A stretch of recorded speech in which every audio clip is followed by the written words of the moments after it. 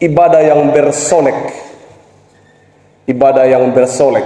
Itu bersolek itu adalah perempuan, sebenarnya wajahnya sudah begitu, tapi ditambah sesuatu, entah itu skincare apalah namanya, lalu kemudian berubah wajah, berubah. Jadi ibadah yang bersolek. Jemaat yang dikasihi Tuhan, kalau saya berbicara tentang ibadah yang bersolek, itu berarti bahwa bukan yang original, bukan yang aslinya, bukan yang sesungguhnya, tetapi ada tampak lain, ada bayangan lain menggunakan apa tuh kalau di Facebook atau di mana supaya wajah bisa berubah menjadi cantik? Efek. Staf semua dijawab efek. Sudah pergi ke salon jauh-jauh, ambil kamera, masih pasang efek juga. Ya kalau sudah di make up ya sudah, tidak usah lagi pasang efek. Kalau memang mau pakai efek ya tidak usah pakai. Iya, tidak usah pakai make up lagi. Ibadah yang bersolek. Aku membenci, aku tidak suka perayaanmu. Begitu yang disampaikan Tuhan kepada Amos. Ini hampir tidak disukai orang dibaca. Kenapa? Karena bilang, aduh, kalau begitu kita ini tidak terlalu disenangi dan seterusnya.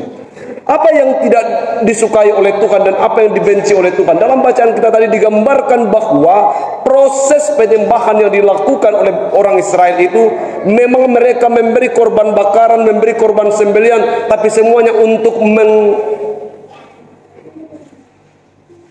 merangsang dewa-dewa. Merangsang dewa-dewa agar dewa-dewa itu memberi berkat. Tradisi itu yang dilakukan dan masih dibawa ke gereja, masih dibawa ke dalam bait Allah, bahwa upaya untuk menyenangkan Tuhan itu adalah dirangsang dengan persembahan. Makanya itu tarian eksotik, tarian dan musik-musik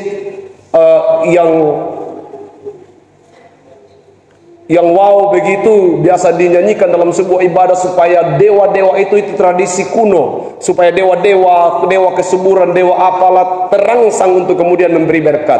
Tradisi itu hampir tidak hilang dalam kebiasaan bangsa Israel, sehingga dikatakan aku membenci, aku tidak suka pada perayaanmu, aku tidak senang, jijik. Apa itu yang paling kita jijikkan? Jijikkan.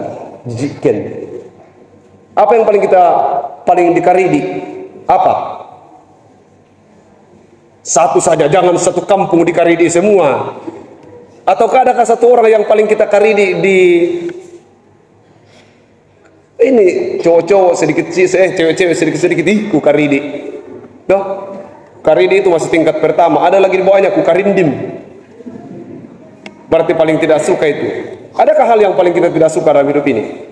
Yang paling menjijikkan, yang menurut kita bahwa ini tidak terlalu tak kuaku dan seterusnya. Ada? Pasti kita semua punya toh? Punya sesuatu yang paling kita tidak suka dan menurut kita menjijikkan begitu. Bagi Tuhan yang menjijikkan adalah ibadah bangsa Israel waktu itu. Sangat menjijikkan. Kenapa? Karena mereka melakukannya dalam sebuah topeng. Mereka sedang bersolek, ibadah yang bersolek, tampak dari luar. Ibadah itu berjalan sesungguhnya, tetapi dalam kenyataannya dia hanyalah solekan. Dia hanyalah makeup. Kecantikan itu hanyalah ketika ada di sebuah pesta. Tapi dalam realitas sesudah pulang dari pesta itu, mereka kembali menjadi gembel. Mereka menjadi perempuan yang ya seperti kemarin, yang memang tidak cantik. Lalu kemudian sekarang kan semuanya seperti biasa-biasa saja. Kemarin saya lihat semua luar biasa saja. Saya sendiri hampir tidak mengenal yang mana istri saya di antara yang lain. Apa itu? Karena orang pada bersolek. Tapi sekarang biar dari belakang saya sudah tahu bahwa itu istri saya, itu istri tetangga.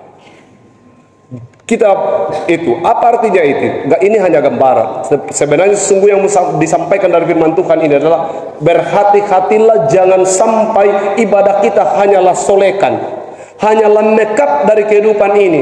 Besar kemah gereja, tapi kenyataan di luar sana tak seperti yang sedang kita dapatkan di gereja. Lebih berbahaya lagi bahwa banyak orang, semoga bukan kita, yang kemudian peribadahannya menjijikkan bagi Tuhan. Formalitas saja dan itu menjijikkan bagi Tuhan. Mari kita periksa diri kita, jangan sampai kita salah satu dari kategori orang yang beribadah tapi menjijikkan.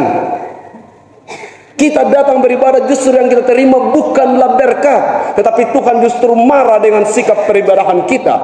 Kita tidak sungguh-sungguh, kita tidak benar-benar beribadah dan berjumpa dengan Tuhan. Kita sedang ada pada titik terendah dari sebuah kegiatan yang disebut ritual. Itu ritual, itu ibadah ritual, artinya upacara. Sebuah upacara yang tidak lagi lahir dari hati nurani tidak akan berarti lagi. Seseorang yang berupacara lalu kemudian diajak untuk berperang, maka semangat perjuangan itu akan muncul dan menyala-nyala. Tapi pada saat di upacaranya sudah tidak beres, hormatnya sudah begini, kasih tahu ke saya apakah dia siap berperang? Tidak. Dia tinggal hanya formalitas saja untuk melakukan upacara itu, tapi sesungguhnya jiwa perjuangannya, semangat dari upacara itu sudah tidak melekat lagi dalam dirinya. Demikian juga sebenarnya ibadah yang bersolek adalah ibadah yang tampilan secara luar.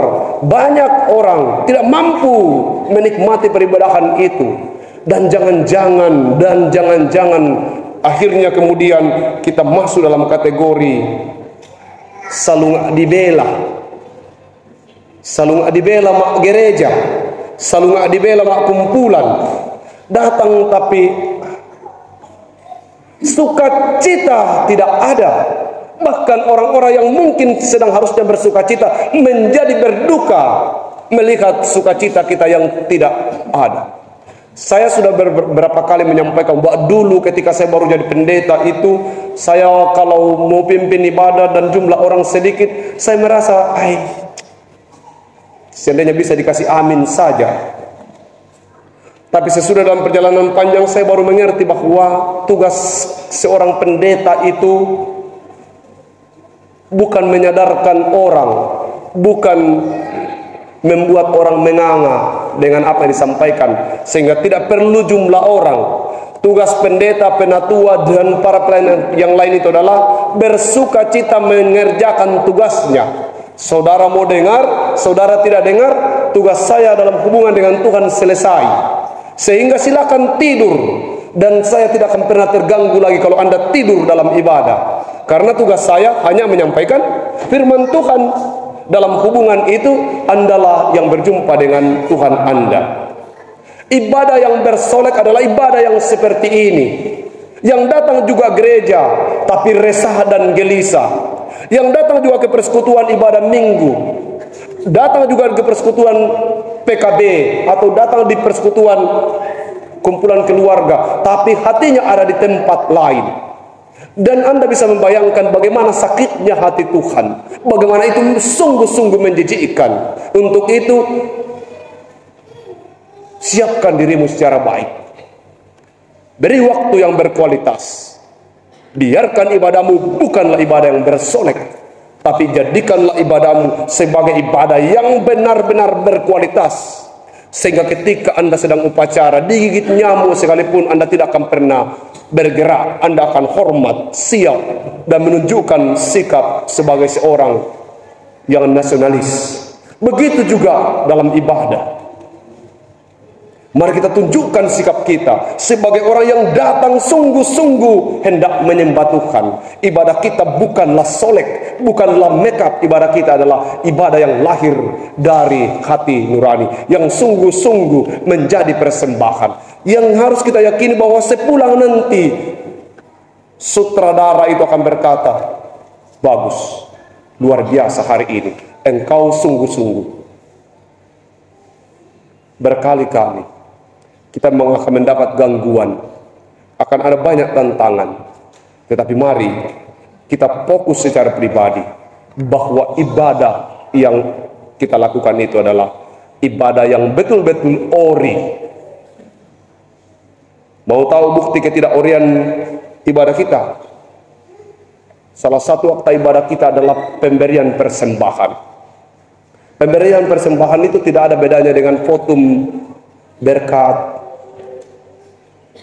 berita anugerah, pengakuan dosa, makanya masuk dalam salah satu akta. Tapi ketika pundi dijalankan, nominal pundi itu menjadi lemah. Beda dengan kalau lelang, hampir tidak ada uang kecil untuk lelang. Kenapa pemberian pundi yang tidak dilihat siapa-siapa menjadi sangat kecil, lalu kemudian pada saat lelang menjadi sangat besar? Kalau betul-betul tulus, haleluya. Tapi kalau itu tempat untuk membuktikan bahwa kita mampu memberi lebih besar dari yang lain, maka pasti itu menjadi konsep yang salah. Itulah alasannya di gereja kita, setiap akta dimasukkan dalam, setiap akta lelang dan persembahan itu dimasukkan di dalam liturgi. Kenapa? Karena berapa besar pun itu, nilainya adalah persembahan.